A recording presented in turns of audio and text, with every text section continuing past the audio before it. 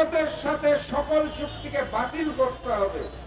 বাতিলের আগে আমি জানতে চাই শেখ হাসিনা ভারতের সাথে কি কি চুক্তি করেছিলেন, সেটাই এখন পর্যন্ত জনগণকে জানতে দেওয়া হয় নাই। শেখ হাসিনা তার পিতার মতোই ওই হিন্দুস্তানের সাথে বাংলাদেশের জন্য গোলামির চুক্তি করেছিলেন। ইয়াং জেনারেশন চোখের সামনে যেটা দেখে সেটা হচ্ছে শেখ হাসিনা শাসনামলটা দেখে। তারও একজন পিতা ছিলেন, সেই শাসনামল যারা দেখেনও নাই, পড়েনও নাই, শুনেনও নাই, তাদেরকে আমি একটু স্মরণ করিয়ে দিতে চাই।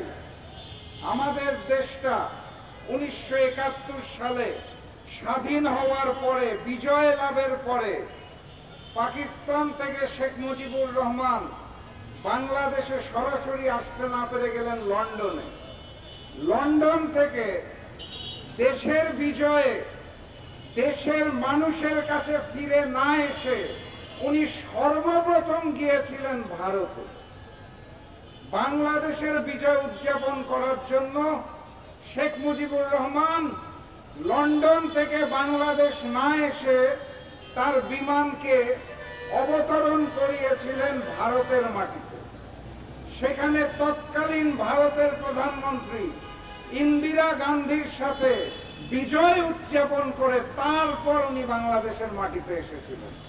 ইতিহাসটা মনে রাখতে হবে।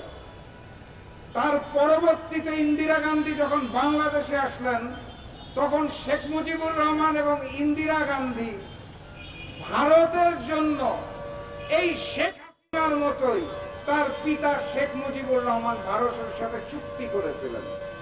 সেই চুক্তিগুলোকে তৎকালীন গণতান্ত্রিক রাজনীতিবিদ আখ্যায়িত করেছিল সালা গোলামি চুক্তি হিসেবে।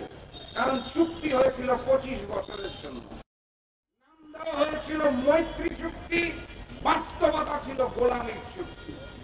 পিতার মতোই কন্যা ক্ষমতায় আসার পরে ভারতের সাথে নানাবিধ চুক্তিতে আবদ্ধ হলেন। এখানে দাবি করা হচ্ছে ভারতের সাথে সকল চুক্তিকে বাতিল করতে হবে। বাতিলের আগে আমি জানতে চাই শেখ হাসিনা ভারতের সাথে কি কি চুক্তি করেছিলেন, সেটাই এখন পর্যন্ত জনগণকে জানতে দেওয়া হয় নাই। এত গোপনে তারা চুক্তি করেছিল। অতএব বাস্তবতা হচ্ছে শেখ হাসিনা তার পিতার মতোই ওই হিন্দুস্তানের সাথে বাংলাদেশের জন্য গোলামির চুক্তি করেছিলেন।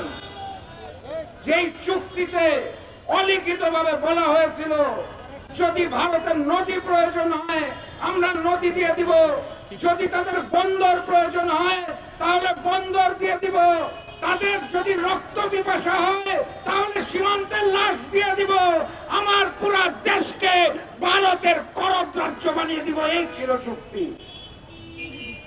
সেই চুক্তিগুলোকে আমরা বাতিল করার কথা বলছি। সর্বশেষ বাধ্য হয়ে না পেরে শেখ হাসিনা উচ্চারণ করতে বাধ্য হয়েছিল একটি চুক্তির কথা, রেল চুক্তি। ভারতের রেল বাংলার মাটির উপর দিয়ে আবার ভারতে ঢুকবে। নাম দিয়েছিল ট্রানজিট।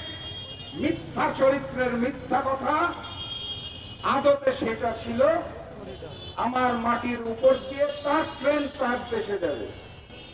এটাকে ট্রানজিট বলে না, এটাকে বলে করিডর। এই একটা মাত্র প্রকাশ করা হয়েছিল।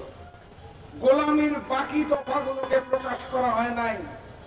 ভারতের সাথে যে সকল চুক্তি হয়েছিল, হিন্দুস্তানের প্রয়োজনে যে সকল চুক্তি হয়েছিল, কোন চুক্তির মধ্যে বলা ছিল না বাংলার সমাজের শিক্ষিত মানুষদেরকে বেকার রেখে লক্ষ লক্ষ ভারতীয়দেরকে চাকরি দিতে হবে। কোথাও লেখা ছিল না।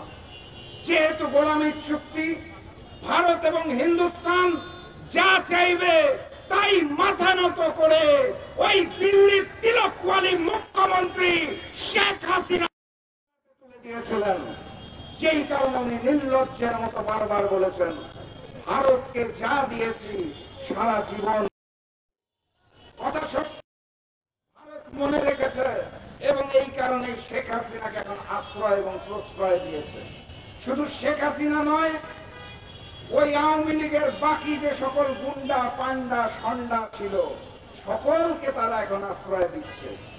ভারতকে তারা এখন বানিয়েছে, নিজের দেশকে তারা এখন বানিয়েছে এই সকল গণহত্যাকারীদের নিজেদের আশ্রয়দাতা হিসেবে।